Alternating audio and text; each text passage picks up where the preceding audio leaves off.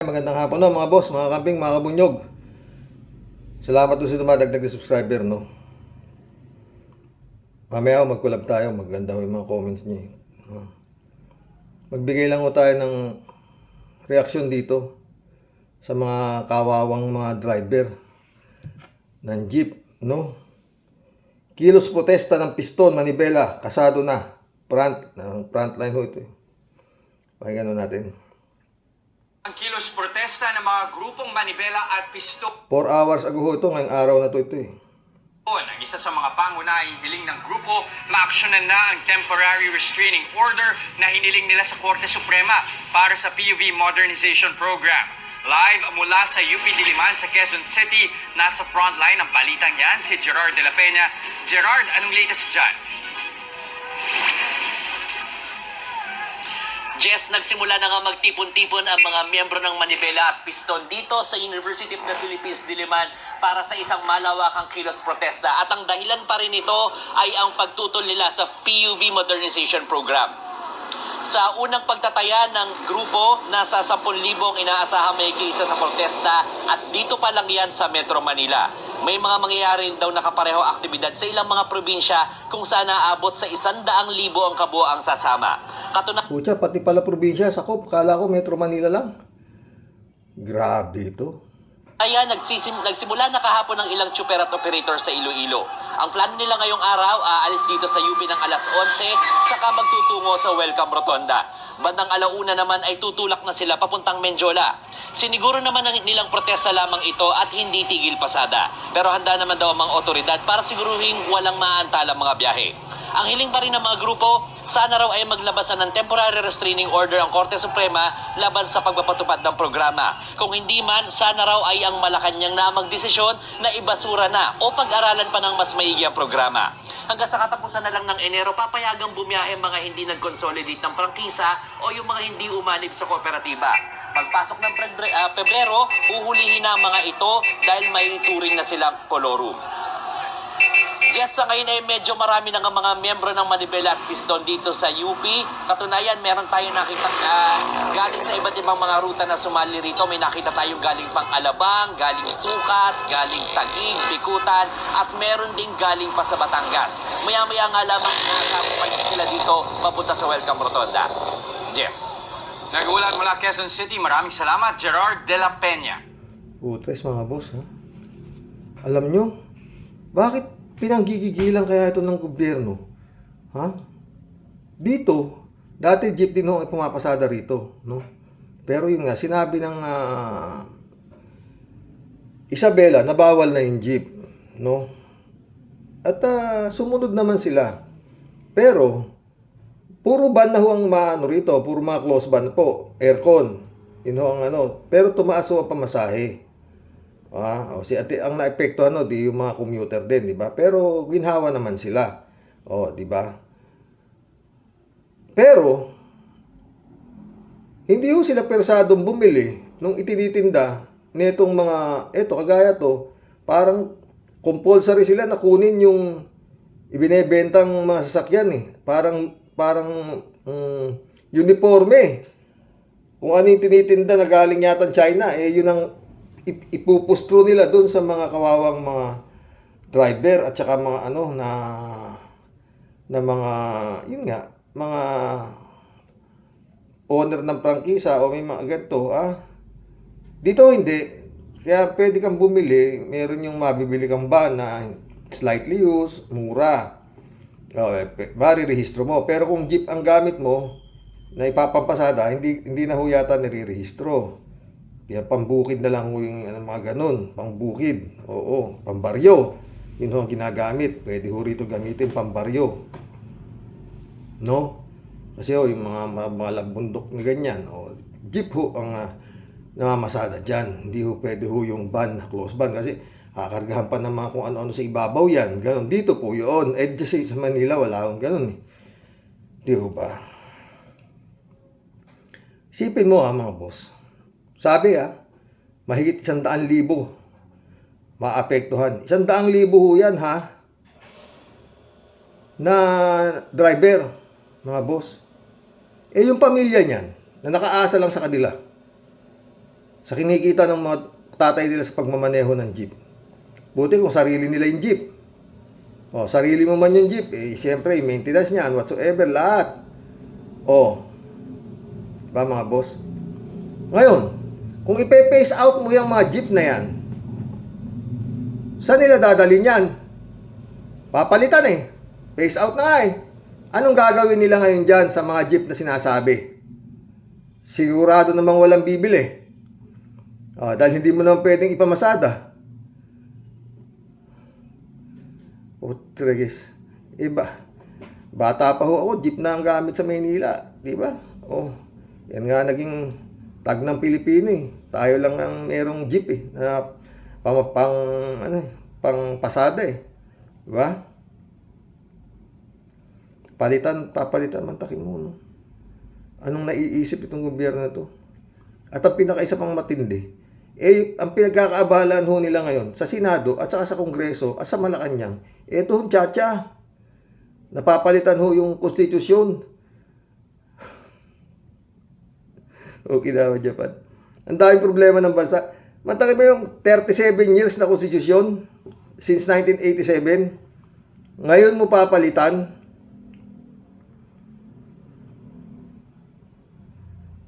Wala nung pag-asa.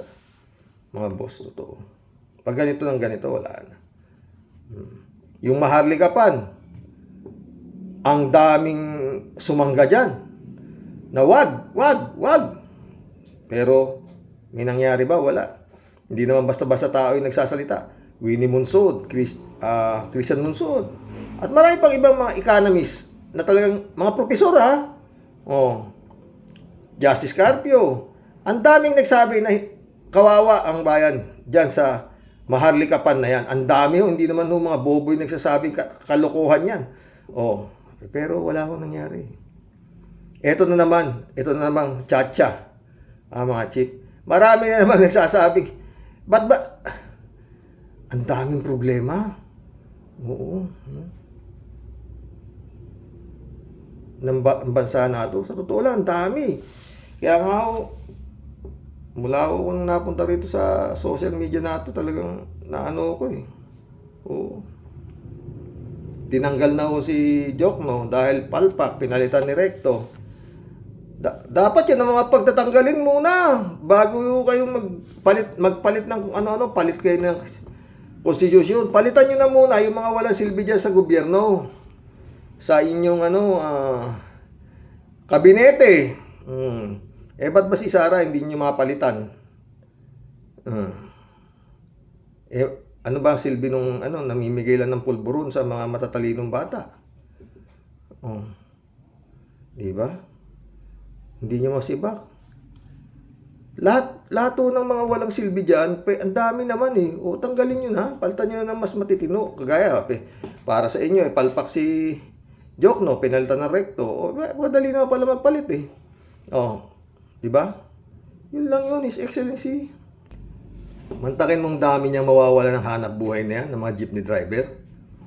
Ipipilit ninyo yung mahigit 2 milyon na hulugan na sasakyan.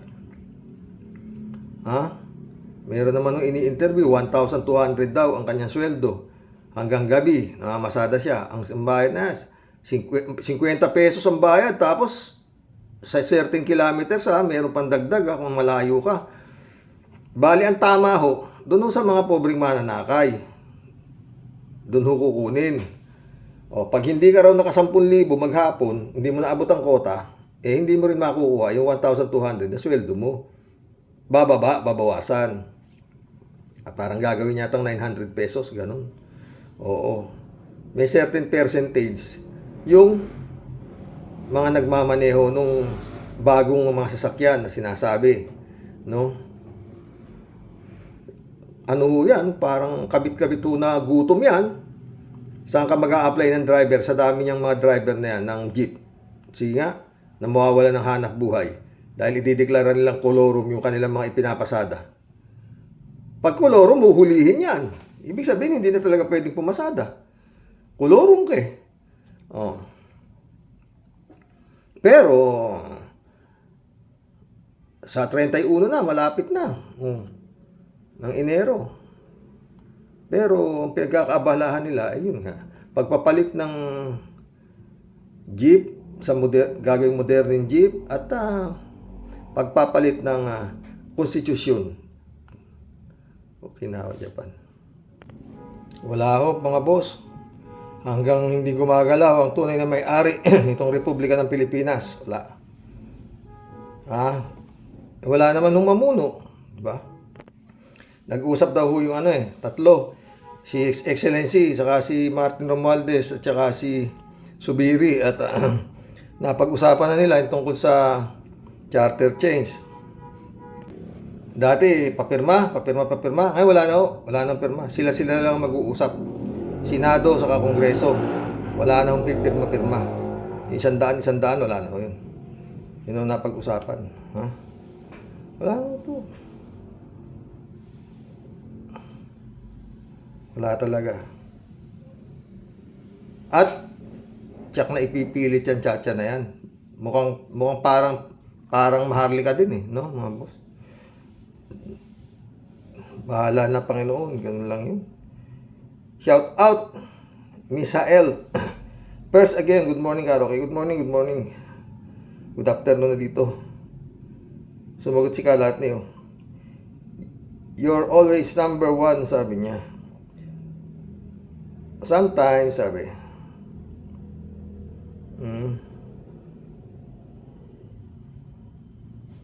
Makise, shout out Good evening po, Sir Rox. Super interesting po talaga ang mga dinidiscuss ni Atty. Enzo. In reality, grows our knowledge about Philippine politics at iba pa. Thank you po, Karoke, for more talakayan about the issue. Mabuhay ka po and God bless you always. God bless, Makise.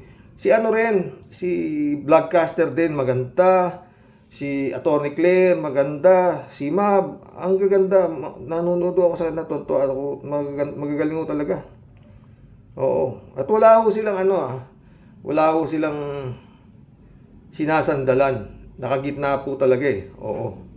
Di kagaya si Maharlika, wala na. Oo. Si Harry Roque, wala na yun. Ano klase ito mo? May napanood pa ako kay Atty. Enzo Yung mga boss yung abogado raw ng padapa At ang sabi tama ikat mabuti ikat nabigyan ng katarungan si Presidente Duterte at dismiss na yung kaso. Parang si Duterte pa babae, maganda yung babae, sekretarya daw. Panood ko kahapon kay Atty. Enzo. Minamalas-malas to si Franz Castro, baka to pa makulong. Kasi pinagbibintangan niya si Digong ng grave threat hindi naman daw totoo, sabi ng Quezon City Prosecutor's Office. Baka siya sampaan nangyari kay Dilima, di ba? Mga whistleblower, siya nakukulong. Medyo Lusada, yun pa, marami sila nababaliktad baka mabaliktad pa, ewan ko. Okinawa, Japan. Ano ba to? Diyos ko.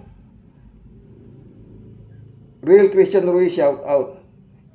Itong si expired General Macanas, expired ba? Ay kapareho nila Narcs Eric at Madam Baduyan ng ang mga balahibo. Arugante kasi gusto lang nila sila always ang masusunod at parang above the law. Digong Duterte style. Alam niya Real Christian Ruiz hindi naman gaganyan yan kung walang alam nila nakasandal sila sa pader untouchable sa Digong, tira. Agaya ni Maharlika, hindi nila nagagalaw si Maharlika. Ang tinitira kanina ni Maharlika si Mix Ruglares, yung babae na talagang binalahura ng todo. Ang bigat. Hindi nila kaya si Maharlika Si First Lady, kumurahin niya, gano'n na lang niya. His Excellency. Real Christian Ruiz, shout out. Si Chief of Staff General Browner, di magsasampa ng kaso, baka takot, may utang na loob kay Tandang Duterte. At ni re-respeto ni AFP Chief Browner, si General Macanas. Yun lang. Kaya pala hindi nagsampay. Ha? Anong klase? Jose Vivas, shout out. Halos wala pang 2 taon nanunungkulan ang ating Pangulo, pero marami na siyang kabutihang ginawa sa ating bansa.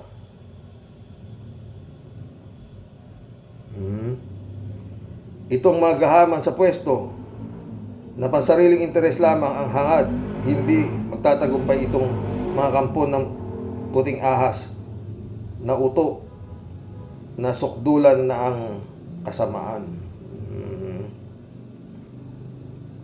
BBM ito si Jose Vivas. Ako Leni kasi ako eh.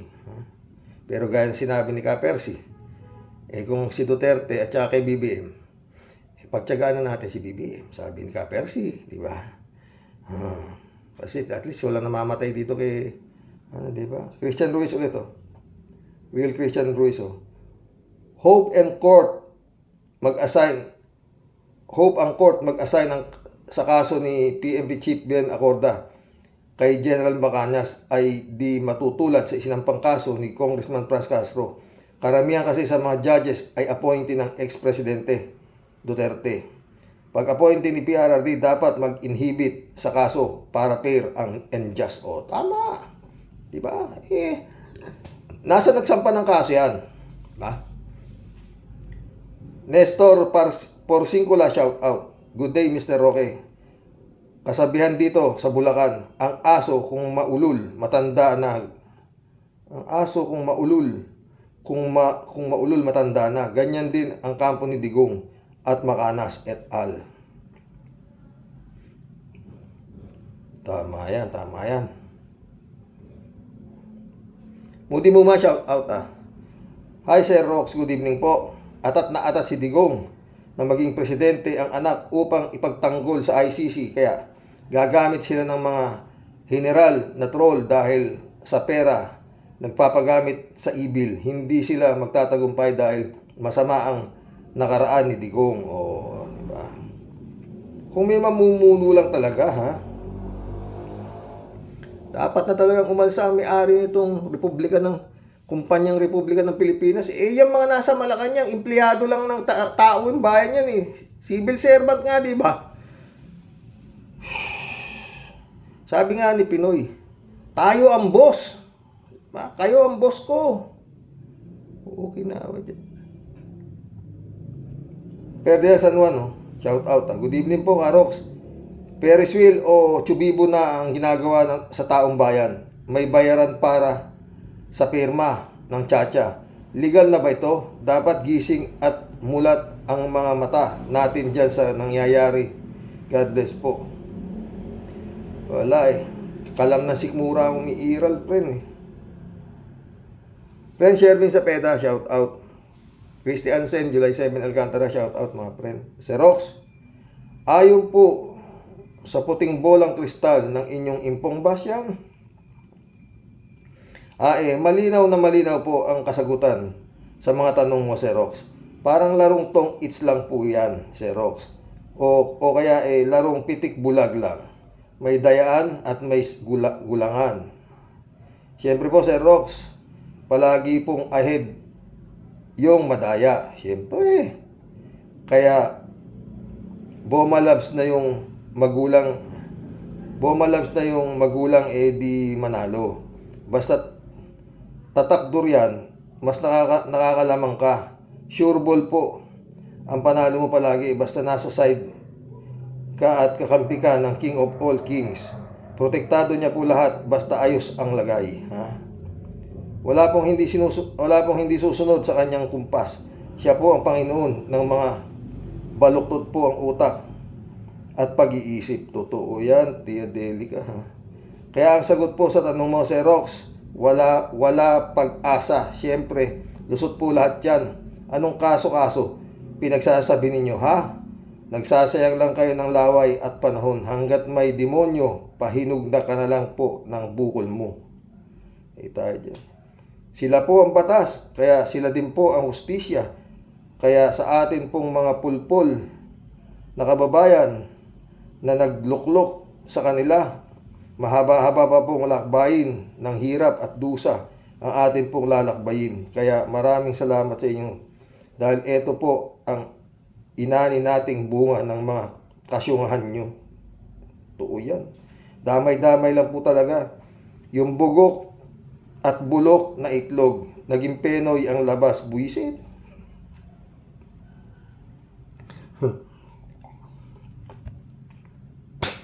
Ay nako, impong. Impong ba siyang lalayas na po muna bago pa po ako tuluyang tupakin at mabasama sa mga bugok na itlog. Buti ka nga, nandiyan ka eh. Ang sa inyo pong lahat, tunay pong nagmamahal. Ito po ang makulit but super sweet ninyong Tia Deli. Yan sa muli po. God bless po, Sir Rox. Ingat po ko lagi. Ikaw, ingat ka din dyan. Thank you po sa update about Sister Amy. As long she's okay, masaya na po tayo. Yun nga, and with peace of mind, not to worry anymore po. Totoo. Shout out sa'yo, Sister Amy Bingson. Shout out, friend Amy Bingson. Dolor Garcia, Belinda Magtangob, shout out sa inyo dyan, mga kakamping. Librado Ludovico. God, blessed Monday morning po, Karoke, and to all Rocky Warriors watching from Edmonton, Alberta, Canada. God bless po, stay safe and healthy. Yan ang isa sa mga retarded general ng DDS. At marami pang mga retarded officer. Sayang lang ang perang ginamit sa inyong pag-aaral. Ang suporta ninyo sa taong baliw, hindi sa bayan at mamamayan. Totoo yan, Librado Ludovico. Paaral kayo ng gobyerno. Hindi kayo paaral niya mga sinusuportahan nyo. Mga retarded talaga kayo. Ewan ko sa inyo. Librado Ludovico ulit oh. Yan ang bagong persecutor office, prosecutor office. Malamang dismiss ang kaso. Tama ang sabi mo, Karox. Mga tuta o batang lutae. Yun nga sinasabi ko. Napakahirap mong lumusot sa DOJ. Si Laila de Lima hanggang ngayon hindi pa na-finalize kung absuelto na talaga eh, di ba? Bibiyabi-yabit pa. Pero yung kay Digong, dismiss agad. Yung kay Rimulya, dismiss agad. Ang putik. Elizabeth Iscare, shout out, good evening. Si Rox, tao din yan ni Digong, kaya mahirap paniwalaan yan. Kung totoo pinagsasabi nito, akala mo kung sinong matino ang amo niya na si Digong na yan. At bakit niya ito pinaglilingkuran? Eh di ba't dapat para kayo sa bayan? Yun nga eh, retarded nga. Dahil ba sa malaki ang ibinibigay sa inyo nitong Digong na ito, kaya todo suporta kayo? Ay, ewan ko sa mga taong kagaya nito, Sir Rox. Manitox naman yan. Totoo. Hindi sabihin. Sa lahat ni Baya, shout out. Elizabeth Iscare ulit oh. Ang dami talaga nilang iniisip na ibagsak itong BBM na ito. Kaya itong BBM na ito dapat na siyang umaksyon agad. At iba na ang mga plano ng mga ito. At marami daw nagwi-withdraw na support ng mga sundalo. Wow, ano to? Anong ikagagalit ng mga sundalong ito kay BBM? Eh mga Duterte lang naman ang unang nanggugulo dito sa ating bansa. Di ba, Sir Rox? Ewan. Litong-lito na ako sa mga ito. Parehas tayo di sabit. Kung gaano ka kalito, mas ako. Hindi nga alam kung saan dadamputin tong gobyerno ni Marcos na ito, sa totoo lang. Mantakin mo yung Pinasay Maharlika investment fund, Okinawa, Japan. Tapos tinanggal si si Jokno. Bakit tatanggal si Jokno? Kasi palpak si Jokno. Yun lang, simple yun. Kalat ni Bayaw. Basta kabayaw, namimigay ng libreng bigas. Tayang kabayan, ewan ko ba. Dami pa rin naniniwala sa hayop na yan, sa totoo lang. Dami kasing tanga, no? Hello, Miss Akira Milus, good day and be well, sabi niya. Kalat ni ulit, good evening, Karoke. Laban lang, Karoke. Huwag kang sumuko. Be well, Mama Bear. Okay si Mama Bear. Doon sa tindahan nga eh. Tinda siya. Cassandra Daisy, oh. Shout out, ah. Aliw na aliw ako sa mga comments mo sa mga ka-warriors. Funny pero may substance o may laman. Like you said, buti pa ang utak ng baboy masarap, pero ang utak ng mga bubutante kasing liit ng munggo. Ang mga utak tulad ni Robin. Hindi kaya mas malaki pa yung kulangot ni Robin sa utak niya. Okinawa, Japan. Kalat niyo, ikaw, kung glorified ka, di ikaw na. Laban lang, paring Apollo. Kayang-kaya mo yan. Alalahanin mo, ikaw ang nag-iisang appointed son. Mukhang mag-a-apply kang pastoral kay Kibulog, ah. Cassandra Daisy, shout out niya. Tumpak lahat ang explanation ni JL. Walang problema ang konstitusyon. Dynasty, si Llamas. Dynasty at korupsyon, politiko ang problema. Tulad na sabi ni Magno, ang Vietnam, hindi pwede ang ibang bansa na mag-ari ng lupa. Pero bakit lahat ng kumpanya na umalis sa China ay nasa Vietnam? Dahil nakaupo pa rin ang mga korap na nating politiko. Sa kapihan ni Ago at Art, ang Amerika ay 200 years old na ang konstitusyon nila pero hindi pinapalitan. Pero may mga amendments. Okay na sana ang Marcos sa mga China, Philippine Sea, ICC, SMI policies nila, pero pilit pa rin nilang mag-self-destruction by changing our constitution. Sayang BBM, you are almost in the right track. Once you change the constitution, then you can change anything, including prolonging your presidency. Bakit ang mga kabayan natin na OFW ay hindi nag-i-invest sa sarili nilang bansa? Dahil nasa pwesto pa rin ang mga trapo. So pati mga taga-ibang bansa ay duda. Totoo.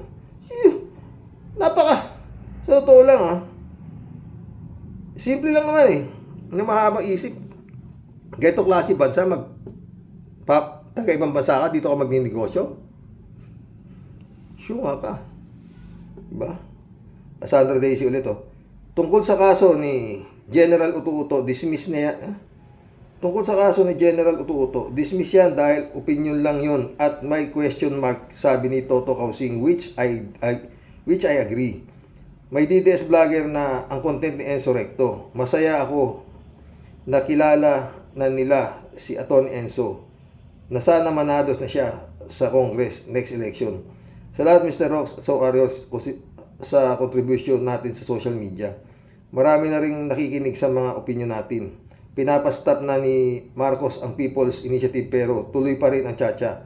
Kaya maingay tayo dahil tayo ang boss, hindi ang mga politiko na to. Totoo yan. Ang problema nga, Cassandra, walang mamumuno, eh. Sa totoo lang, dapat magkaroon na talaga nung wala nang eleksyon. Oo, wala nang eleksyon. Meron talagang kailangang isang mamumunong matino. Oo.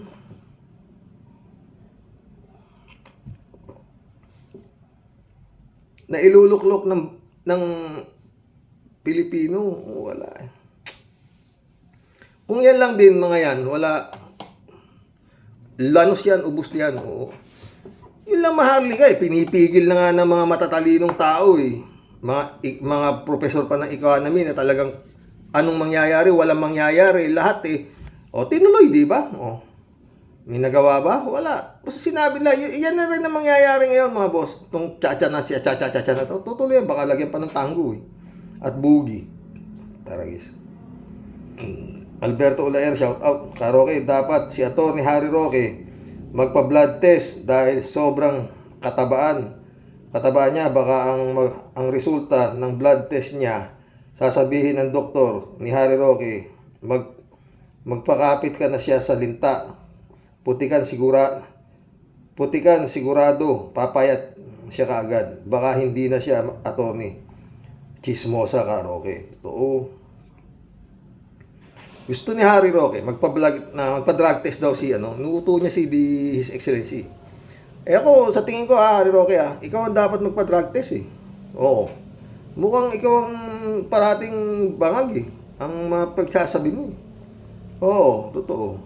Galing nung ano mga boss, yung attorney Clear. Si attorney Clear, galing. Oh. Ted, shout out Ted. Karoke, magandang araw po. Mahirap nga Karoke nahulaan kung si Macanas ay madidismiss ng piskal tulad ni Digongyo. Palagay ko, depende kung malakas siya kay Digongyo. Napakalakas. Gaganyan ba si Macanas kung hindi siya malakas? Hindi yan gaganyan dahil hindi naman bobo yan. Kaya siya ganyan dahil alam niya, nakasandal siya kay Superman. Pag malakas siya, dismiss ang kaso. Pero kung mahina, kulong. Alam naman natin na parang ticket si Digong. Ticket ng mga kriminal. Pagka ticket ka ni Digong, absuelto ka sa korte. Pag hindi, patay ka. Yan si Digong at ang korte. Ang problema, Ted, ang nagsampa ng kaso, inappoint ito ni Marcos. Itong si Acorda. Si Marcos ang nag-upo dito, hindi naman si Digong. Ilocano yan. Yan. Kaya yan na naman ang kaabang-abang, mga boss. Kaabang-abang na naman yan, itong Enero na to. Siyempre, expressway yung mga kaso, mga ganyan, dahil high profile. Ang dali lang. Raul Villanada, shout out. Greeting Kuya Rock, sa inyo may bahay. Oo. Salamat Raul. Raul Villanada ulit Hindi niya alam na may naglagay ng litrato sa live vlog niya. Hindi bebenta yan sa Rocky Avenue. Sa atin, hindi bebenta. Sa Department of Justice, baka bumenta yan. Tignan mo si Digong. Sabi nga ni Llamas, anong gusto niyang makita? Ang liwaliwanag na death threat. Grave threat. Anong gusto makita nitong Department of Justice na to? Nakabulagta si Franz Castro o nakabitin para sabihin niyang malakas ang ebidensya? Lakas-lakas ang ebidensya. Kausap ni Secretary Llamas yung politiskop yata kahapon dahil nga yun ang pag-uusapan nila paano na-dismiss yung grave threat na sinampa ni Franz Castro. Diba? Ang liwaliwanag. Anong gusto niyang ebidensya? Yung nakatimbwang na si Franz Castro, namatay? O nakasabit? Wala talaga. Ay, His Excellency. Galaw-galaw. Al Olalia, shout out. Basta alagad at tangahanga ni Duterte, wala sa hulog. Mga DDS meaning Duterte die hard shit. Good day, Sir Rox, sa mga ka-warriors. We need more prayers. Sana mag-isip na sila ng maayos. DDS pati mga pulahan. God bless. Kalat ni Baya ulit Sampa, puro lang sampahan ng kaso pero wala nangyayari. At puro lang sarswela, mabuti na lang. At iba ng mabuti na lang at iba ng sampa ang binabanat namin ni Karo. Ano to? Reynaldo Gonzales shout out Ito na lang si Macanas, daig pa may Almoranas. Bakit mo lang sinasabi na yung picture di ikaw ang naglagay? Di sana una pa man pinadelete at inantay mo pa maging issue at kumalat at baka ngayon humahanap ka na naman ng palusot kaya sinabi mo na may gumamit ng vlog. Imposible naman ata yon, personal na account mo. Napaka-sensitive pagagalaw mo. Tingin ko dyan, nakahingi na ng opinion yan sa abogado para yan ang kanyang idepensa. Pwede. Itong mga abogado na to, kung minsan ng pusa talaga, taragis, klase kayo. Di kayo,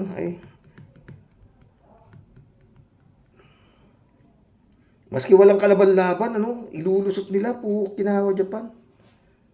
Gaya itong kasong nakasampa dito sa kapatid ng asawa ko, putres na to talaga, Ay, nako. Ewan, ha? Kaya nga paulit-ulit ako yung iba, mga boss. Pag naapi sila, hindi na sila umaasa sa korte. Oo. Nilalagay na nila sa kanilang kamay ang batas. Dahil pag sa korte, puto na guys, baka mamaya sila pa may kasalanan eh. Sila na ang binugbog, sila na ang ano. Diba? Kaya Duterte, oh. Ang liwaliwanag, sabi nga ni Secretary Llamas, not make grave threat. Oh, sabi nung ano, wala ka. Parang anak ng puto. Ewan. Tuloy natin yung kay Reynaldo.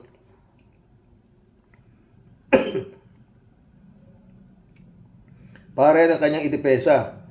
Di makakalusot yan. Lumang tugtugin na yan. Retired general pa naman nagbablog ng fake news. Turong-turo sa mga amo na ginagamit ang kapangyarihan ng pera para makapag-urantang ng mga kabaluktutan. Grabe, katanda na eh. Nagmamagaling pa. Totoo yan, Reynaldo. At maraming subscriber. Inawa niya man. Maril Babianak, shout out ha. Good morning po. Muli tayo sa mga Rocky Warriors. Sometimes, di na nila kasi napipigilan ang sarili nila. Kaya, ayan, sa lugar sana na nag-i-enjoy na lang sila sa buhay retiree, kung kailan tumanda, saka pa nakasuhan. Nasa huli ang pagsisisi. Lesson learned. Think before you follow your own. Whether it is good or bad for your reputation. Tulad na din ng mga nagpagamit sa operation ng EGK. God bless as always tayo at sa mga kawarriors. God bless Marlo Fabian. Eman Escalona nak, shout out. Jeff Ramos, Jun Lagon, my friend, shout out. Kala natin bayaw dito. Doktor Aroy Susan, no? Karoke, Doctor of Humanities, graduate ang idol Norman natin. Unbelievable, incredible. I cannot see it. Pinapanood mo pala si Baliw. Oo, daming Baliw, no? Pero lahat niyo, no? Okay. Pinapanood ko rin, tonto ako sa totoo lang. Oo, pero ayoko na. Pinapasa ko na lang yung mga anyway, tinitira naman nila ng Mike Cervera. Oo, marami sila tumitira. Oo. Wala na eh, hindi nakapatul-patul eh. Kasi yun nga, katwiran ko, pag pumatol ka sa baliw, baliw, mas baliw ka, di ba? Kinawa Japan. Pero ang daming tanga kasi naniniwala, kalat na eh, totoo, kinawa Japan. Ito naman si Roman Sayad. Sabi Limor, sino nga ba yung ano natin sa ano, yung vlogger natin sa ano? Si Roman Carino, boss, sabi, putris ka, Roman Carino ka, hindi ka pala kilala. Ngak-ngak ka ng ngak-ngak dyan, puri ka ng puri, hindi ka pala kilala nung Diyos mo. Gunggong ka talaga eh. Ay, naku. Ewan. Ano ba namang katangahan niya, kalahat ni, grabe na, no? 3J Show, shout out, Hello, Sir Rox, napanood ko kay Tony Claire. Yung si Harry Roque naman, busy sa pagtuligsa kay BBM. Dapat daw magpa-drug test. Naisip ko, pwedeng idemanda yan ni BBM kasi basically, accusation na yun, wala naman si Harry na evidence na nagkukok si BBM. Hindi, 3GC, pinaano niya, inuuto niya eh. Parang ginagawa niyang talagang tanga. Ang tingin ko kay BBM, napakabait, nagganito ko. Pero may kumakalat na balita na nag-cocaine siya. Kaya dapat magpatingin siya para malinis ang kanyang ano. Mga style bulok eh, oh. Talaga siya nga. Kaya nga, dapat ito si Harry Shoke na ito magpa-drug test. Mukhang masama-tama talaga nito. Friend Jane. Oh. Iba na eh. Iba na. Wala na siya sa hulog. Oh. Kung ano lang sinasabi. 3J Show ulit, oh. Sa pagkiwari ko, hindi rin ito palalampasin ni Lisa. Mas may importanteng pinagkakaabalahan pa si Lisa, pero di pa ililigtasin ni Lisa si Harry. Magdidemanda rin yan. Kuda ng kuda, wala namang ebidensya. Nagpapalaganap ng fake news. Kung wala kasing ebidensya, di syempre fake. Ang problema, friend Jay, hindi ko po pinagtatanggol si BBM kasi panay ang kuda. Dapat maglabas ng ebidensya. Mind conditioning naman kasi, di ba? Sabi niya, totoo, friend. Pero ang problema to kay Harry Shoke, siya nga rin to eh. Ang unang nagsabi na nagkukukay niya, si Digong, nung tumatakbo pa lang. O, ba't di niya pinatukhang? Ngayon si Harry Roque, no? Style ni Harry Roque. Talagang napakabuti niya. Approachable siya. Down to earth siya. Pero may kumakalat na siya ay kaya dapat mahal na Pangulong BBM, kailangan magpaano ka, drug test ka para mawala ang mga agam-agam mo. Bugo! Okay daw dyan. Talagang syunga tong, ay nako. Hari Shoke ka talaga, wala ka talaga. 3J show ulit Dapat lang namang ireklamo ng kriminal yang si Macanas. Ang tapang-tapang sa vlog niya. Yun naman pala, takot ding makulong. Tawa-tawa si Friend J, no? Tanggol kayo ng tanggol kay Diggs, pero pag nakulong kayo, kayo lang ang nasa kulungan. At si Diggs, na pinagtatanggol nyo, ayun, bising-bising kumakain ng pulburon sa bahay niya. Kasaklap naman. Totoo yan, Pero, Friend J, yun ang kabang-abang. Kung hindi madidismiss ang kaso, ganda yan, maganda yan, Marami tayong aabangan talaga ngayon Ang araw na lang, 23 na, Pero yun nga, wala na raw si Kibuloy at, anong nangyari kay Kibuloy? Parang, ano ba? Naglaho na, parang Panginoong Jesus, ganun ba? 3J show ulit Ay, salamat naman maraming sa Panginoon Diyos at maayos naman si Miss Amy Bingson. Hi, nag-aalala rin ako, Sir Rox. Thank you na rin sa at kinulit mo ang isa mong kaibigan na sa Italy para makontak si Amy. Nakahinga na rin tayo, Sir Rox. Praise the Lord. Totoo yun, friend. Giisip din ako Baka busy lang talaga yun. 3J show ulit Asa na si Kapitan Davao? Asa si Kapitan Dado Clemente? Hay, nako. Katatapang sa vlog nila. Pag nasukol, bahag din naman pala ang buntot. Pero Sir Rox, dapat bantay-bantay din tayo. At baka makapagtago na rin niya si Macanas. Alam mo naman, mahilig sa taguampong ang mga DDS. Ayun nga, yun. Yun.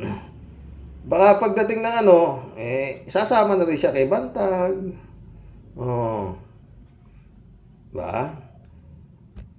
Taguampong na tayo, di ba? Tara, guys. 3J show ulit Si Kibs naman, Sir Rox. Tiyak hindi yan a-appear sa Senado. At least medyo napilayan kahit konti ang kakampi ni Diggs. Nawala ng show si Diggs sa SMI. Nawala sa area ang SMI. Andyan na sa Pinas ang ICC.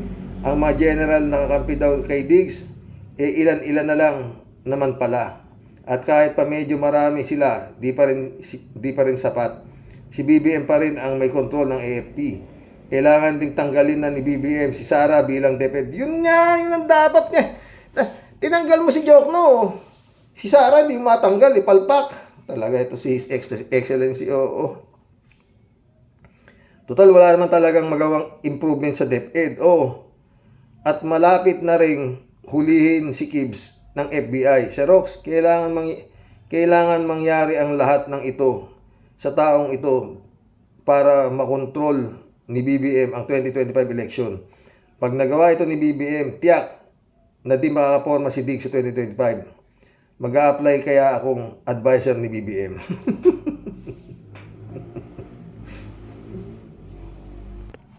Shout out, Brother Eli Asisio. Rachel Isguera, shout out Oy, mission accomplished mga boss. Boyong Kong Balong, shout out. Mission accomplished mga boss. Nakapag-collab na naman tayo at nakapag-share tayo. Magbigay ho kayo ng inyong opinion sa nangyayari dito sa ating bansa. Alam ko na karamihan sa inyo nandiyan sa ibang bansa. At least nakatutok pa rin kayo sa mga kung ano-anong nangyayari rito. Grabe, di ba mga boss? Oo, grabe. Ang takin mo yung mawawala ng hanap buhay. pagdating ng January 31, kolorum na lahat yung kanilang mga jeep, saan nila bebenta yan? Di kaya nag-iisip itong mga to, no? Di naman sila inaano. Naghahanap buhay ng marangal, yung mga driver, para sa kanilang pamilya. Oh. Nagbabayad naman sila ng prangkisa pagdating ng nagbabayad sila ng mga lisensya. Oh. Tapos gaganyanin nyo. Ewan ko sa inyo. Diyos na lang bahala sa inyo. Wala. So kung 100,000 pamilya yan, times 5 mo yan. Pinakamababa, times 3. Mag-asawa, may 3 anak, di 5 na. O, yung mga nag-aaral pa, kakainin pa niyan. Yan ang tatanggalan nila ng hanap buhay. Itong pagpapalit, pagmamodernize na sinasabi ng mga jeep na yan. Meron pang mga emission test. Payag naman sila. Pag mausok, aayusin nila sa sasakyan para hindi masyado mausok. Masunurin naman sila. Pero bakit ginaganyan yun? Hindi naman kayo inaano. O, di ba? God bless po, God bless mga boss. Hanggang bukas po. Ha? Wala. Kayo ba may nakikita pa kayong pag-asa? Ako parang wala na. Oo. Yun nga, para sa akin, kung merong isang mangunguna na magandang pagmamalasakit sa bayan at mawawala na yung eleksyon at talagang matibay na iululuklok ng tunay na may-ari nitong kumpanyang Republika ng Pilipinas, wala na ako makita eh. Oo. Yung people power dapat the earlier the better talaga kung tutuusin mo. Kaya lang wala hong mamumuno. Wala ho eh.